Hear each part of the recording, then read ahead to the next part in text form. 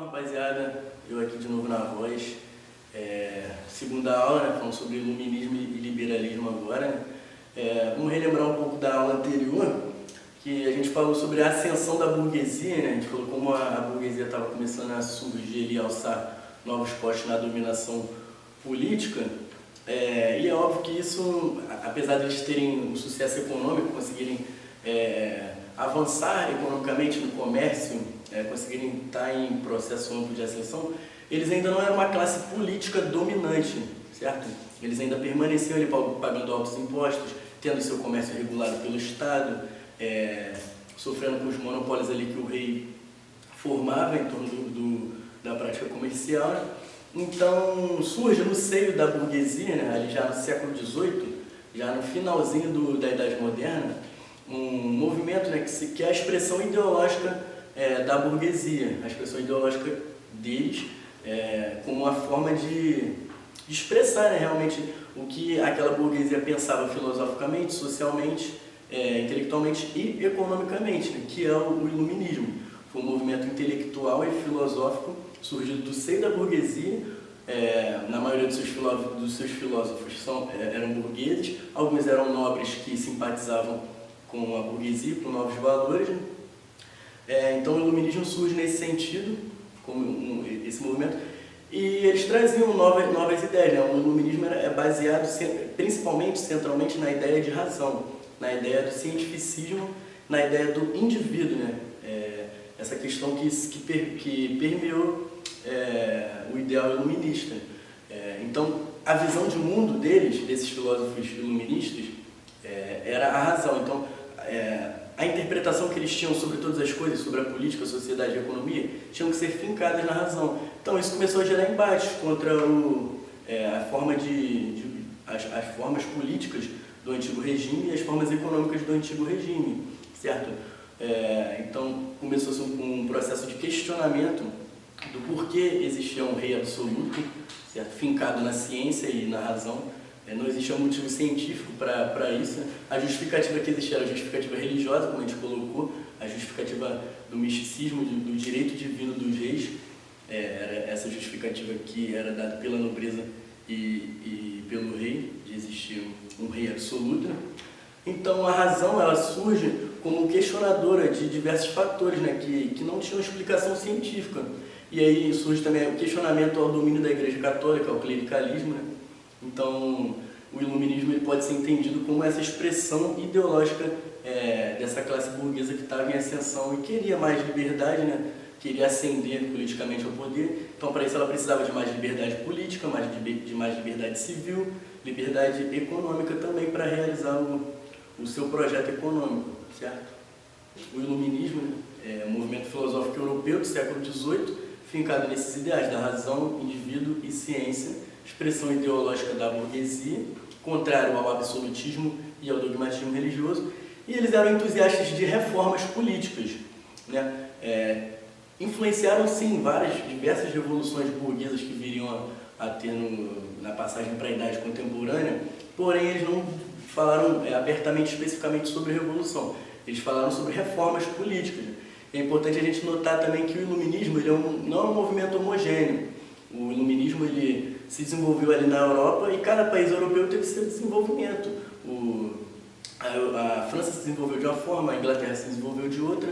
Então, assim, o iluminismo foi surgindo, tendo várias facetas nesses diversos países europeus, porém com o mesmo ideal, né? O ideal questionador do absolutismo, o ideal fincado na liberdade e na razão, porém com diferenças entre eles. Bom, os principais expoentes, né, do iluminismo, que é importante a gente citar, não dá para falar de iluminismo sem falar desses caras. O primeiro, né, o principal, um dos precursores do iluminismo foi o John Locke. O John Locke era um cara inglês, participou inclusive do parlamento inglês, e a principal ideia dele era o justnaturalismo. O que é o justnaturalismo? O justnaturalismo é a ideia de direitos naturais, ou seja, que ao você nascer, existem direitos que já nascem junto com você, são direitos inatos aos seres humanos. E esses direitos, eles são direitos também inalienáveis. Isso quer dizer o quê? Que esses direitos eles não podem ser retirados de você por ninguém, certo? Esses direitos são seus ao você nascer e vão permanecer com você até a sua morte, certo? Que é o direito à vida, o direito à liberdade e o direito à propriedade privada, segundo o John Locke, certo? E o John Locke, ele era entusiasta de uma monarquia parlamentarista. Segundo ele, essa monarquia parlamentarista seria a garantia de que esses direitos, né, a vida, a liberdade e a propriedade privada não seriam violados, tá bom? Então veja que o John Locke, ele não era um republicano aqui, ele não está falando sobre derrubar essa monarquia absolutista, ele está falando em transformar, reformar essa monarquia absolutista para uma monarquia parlamentar, certo? Que é uma monarquia onde o rei reina, mas não governa, né, digamos assim, em linhas gerais. Um segundo filósofo importantíssimo, né, é o Montesquieu, é um francês, e a teoria dele, né, a principal teoria dele é uma teoria que ela vigora, né, de certa forma, ela influenciou constituições liberais pelo mundo todo, inclusive ela tem seu papel na nossa Constituição, a Constituição brasileira. Montesquieu vai questionar por que todos os poderes estão centrados na mão dos reis, nas mãos dos reis europeus ali no contexto histórico do absolutismo. Então ele vai propor a descentralização desses poderes, o destrinchamento desses poderes. E aí ele vai dizer que esses poderes precisam ser divididos em três, que é o poder executivo, o poder legislativo e o poder judiciário. O poder executivo é executado pelo chefe de Estado, né, que tem a função de administrar todo aquele território. O poder legislativo é composto por parlamentares, câmaras parlamentares, em que seria o papel de legislar, o papel de criar leis sobre aquele território, leis únicas, né? Que a gente já está falando da formação de Estado Nacional, que já aconteceu antes, falando na última aula, e o poder judiciário, né? Que é o poder de julgar pessoas que não se adequam a essas leis, certo? Pessoas que violam a liberdade de outras pessoas, porque liberdade é um conceito primordial aqui no iluminismo. Então o sistema judiciário serviria para julgar e condenar essas pessoas que não se adequam à liberdade, certo? Que ferem a liberdade de outros. Temos também na França Voltaire, né? Um filósofo também já da segunda metade do século XVIII. O Voltaire vai falar sobre a questão do despotismo, principalmente, né, entre outras coisas que ele diz, ele vai falar sobre a questão do despotismo esclarecido. É óbvio que esse termo é um termo que surgiu posteriormente, né, os historiadores mais modernos, que alcunharam esse termo de despotismo, essa prática de despotismo esclarecido. O que significa o despotismo esclarecido? É bom a gente retornar àquela ideia que eu coloquei, né, que os iluministas, muitos deles, né, eles não estavam falando de revolução, estavam falando de reforma política, certo? Ali dentro do âmbito das monarquias absolutistas. E o Voltaire, ele não era adepto de uma ideia de se entregar o poder para a burguesia, de se entregar o poder ao povo. Então ele argumentava que um rei absolutista, ele poderia sim governar, porém governar fincado nas ideias iluministas, certo? De fornecer alguns direitos para aqueles burgueses, para aquela população, mas ainda assim sendo um rei absolutista. Isso é o chamado despotismo esclarecido. E a gente tem exemplo do despotismo esclarecido na Prússia, por exemplo, onde ele foi conselheiro, né? Ele chegou a ser conselheiro do rei, onde o rei ele acabou com as torturas, né? Com uma forma de demonstrar que estava caminhando para os ideais iluministas. Ele acabou com as torturas que existiam na época do absolutismo. E também na Rússia, né? Que é a rainha Catarina, ela fundou a primeira universidade, né? Então estava caminhando no processo educacional ali, então se ligando a esses ideais iluministas, apesar de serem absolutistas.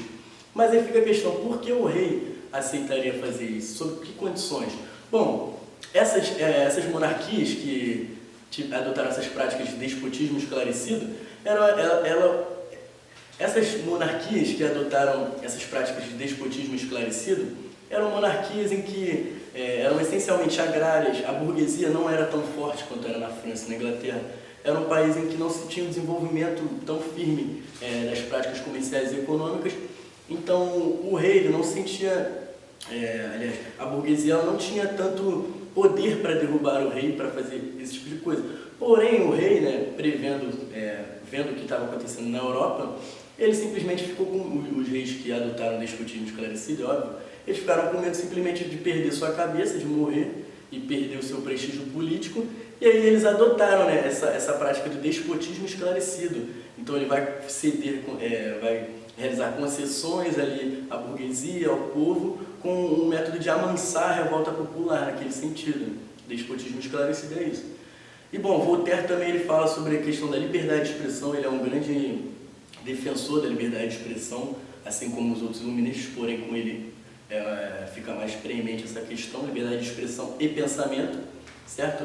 E tem uma frase famosa dele que ele diz, com certeza a maioria de vocês já escutou essa frase, ou já leu, em que ele diz, abre aspas, posso não concordar com nada do que dizes, mas defenderei até a morte o seu direito de dizer. Ou seja, ele está dizendo aqui que dentro do sistema que ele acreditava correto, de liberdade de expressão, as pessoas podem não concordar umas com as outras, porém essas outras pessoas têm o direito de dizer aquilo que elas pensam.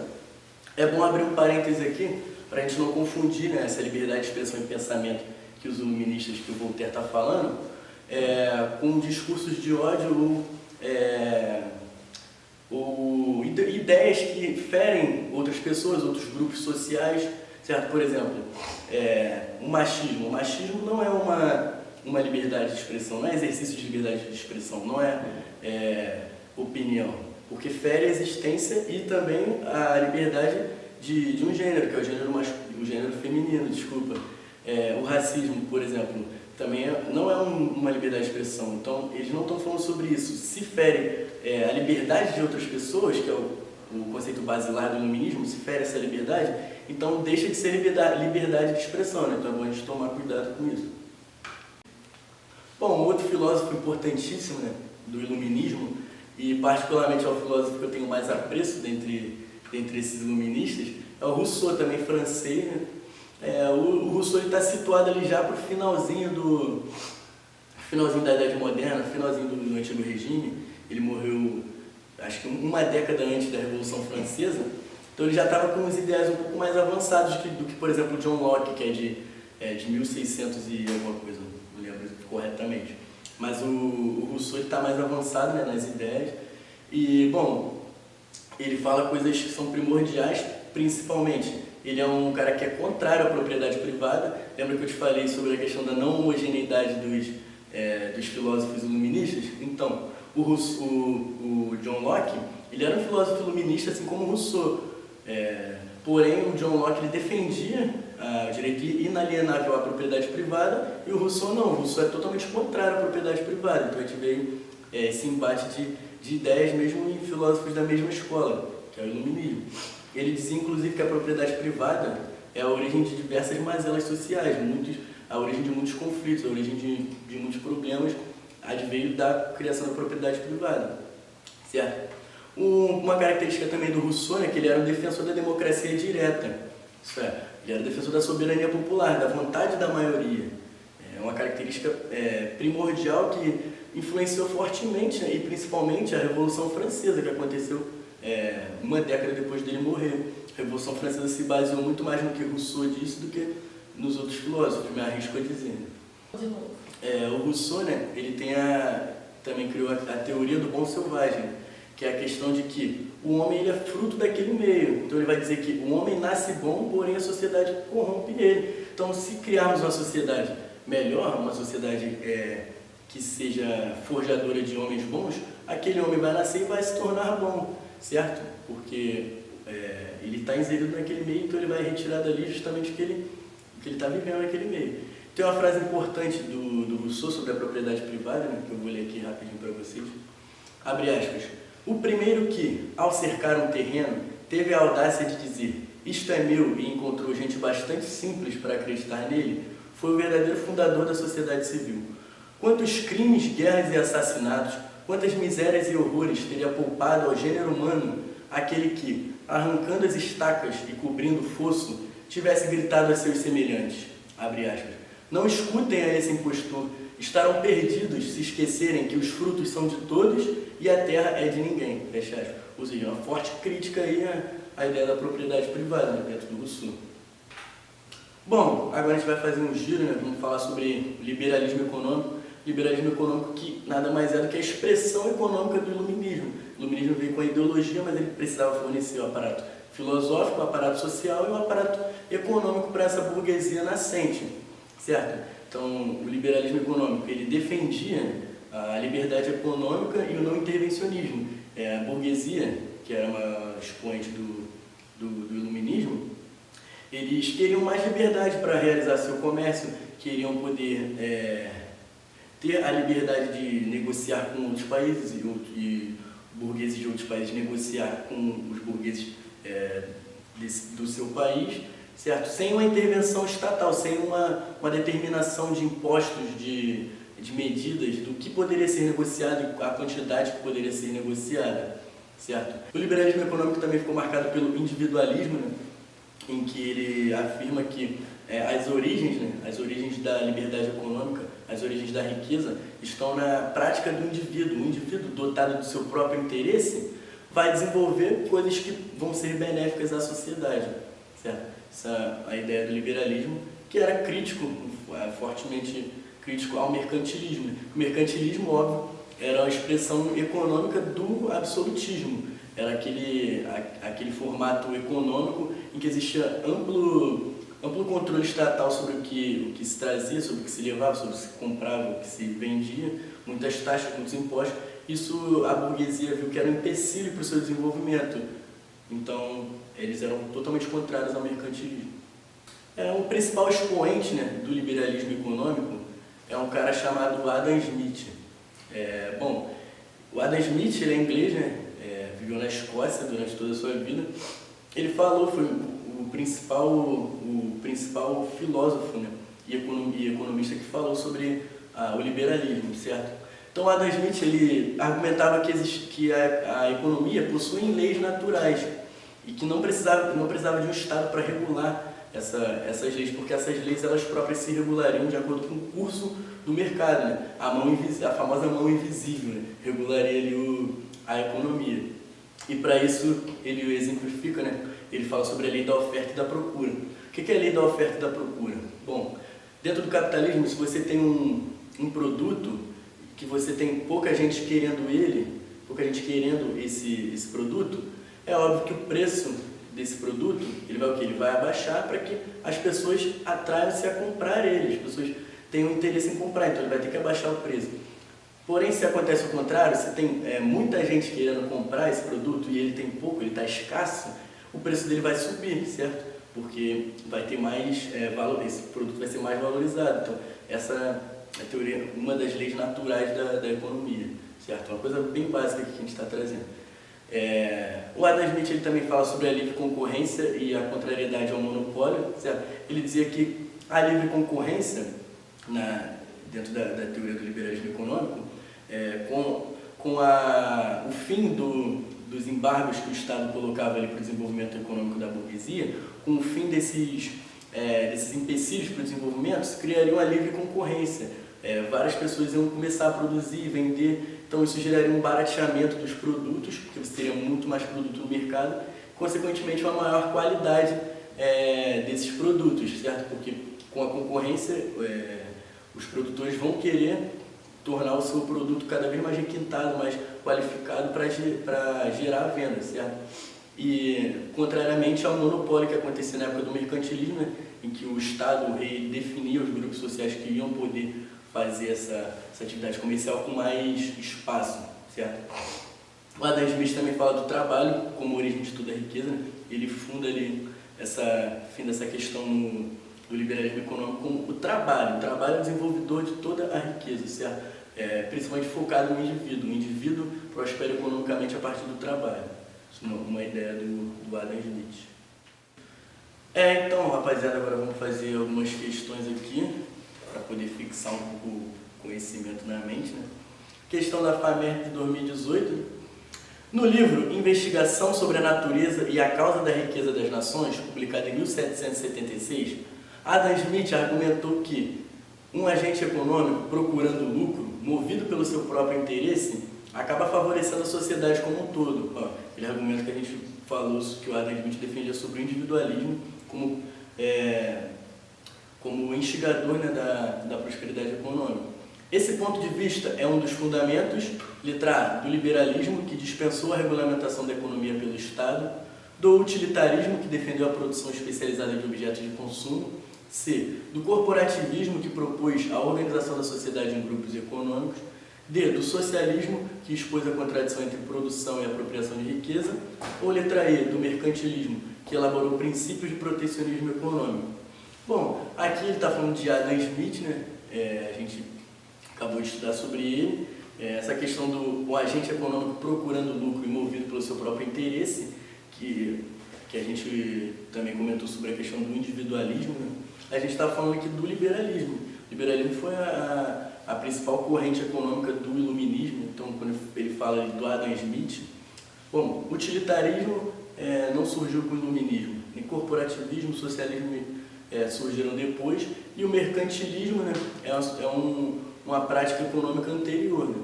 Então, a alternativa gabarito letra A, liberalismo, que dispensou a regulamentação da economia pelo Estado.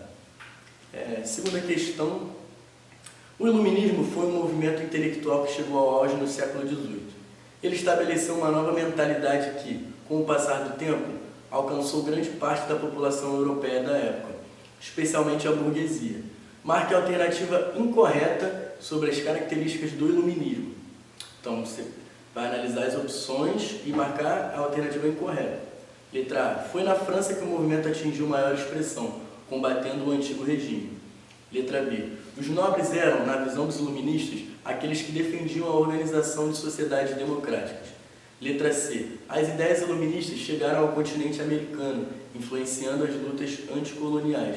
Letra D. O iluminismo defendia o triunfo da razão sobre a ignorância e a superstição. E letra E. O iluminismo defendia o anticlericalismo. Então vamos por opção por opção. Ele está pedindo aqui a opção incorreta sobre as características do iluminismo, certo? Alternativa A. Foi na França que o movimento atingiu maior expressão, combatendo o antigo regime, certo? Eu citei aqui vários filósofos e os maiores expoentes e citei a nacionalidade deles, né? A maioria eram franceses. Foi lá que o movimento teve maior expressão e maior repercussão, que depois ocasionou a Revolução Francesa. Letra B. Os nobres eram, na visão dos iluministas, aqueles que defendiam a organização de sociedades democráticas. Errado, né? Os nobres eram aquela classe que estava em declínio, a classe que representava, antes do antigo regime, né? Eles defendiam o absolutismo e anteriormente ainda defendiam o feudalismo, né? Então, de fato, não, os nobres eram considerados inimigos dos iluministas e dos burgueses. Então a letra B está totalmente errada. A partir daí a gente já mataria a questão, né, pelo fato de a questão pedir a alternativa incorreta, mas vamos analisar as outras. Letra C, as ideias iluministas chegaram ao continente americano, influenciando as lutas anticoloniais. Correto. Não comentei muito sobre isso, né, mas essas ideias iluministas, elas tiveram muita influência, principalmente na Inglaterra. Isso influenciou, né, os colonos que foram por exemplo, principalmente para os Estados Unidos, e lá declararam a independência dos Estados Unidos, uma luta anticolonial. Então, a letra C está correta. Letra D. O iluminismo defendia o triunfo da razão sobre a ignorância e a superstição. Correto. A gente falou no começo da aula, né, que o iluminismo ele defendia, tinha como principal bandeira a razão, né, para a análise do mundo, para o desbravamento, né, da sociedade, a razão. E isso batia de frente com a ignorância e a superstição. Letra E, o iluminismo defendia o anticlericalismo, certo também. O iluminismo bateu de frente com o domínio da Igreja Católica, que aí é esse anticlericalismo, certo? Acreditavam que a Igreja Católica não deveria participar do governo, eles propunham a divisão entre o Estado e a Igreja, certo? Então, valeu, rapaziada, essa foi a aula de hoje, espero que tenham gostado e veja aí outras questões aí do iluminismo, estudei bastante e é isso, fera.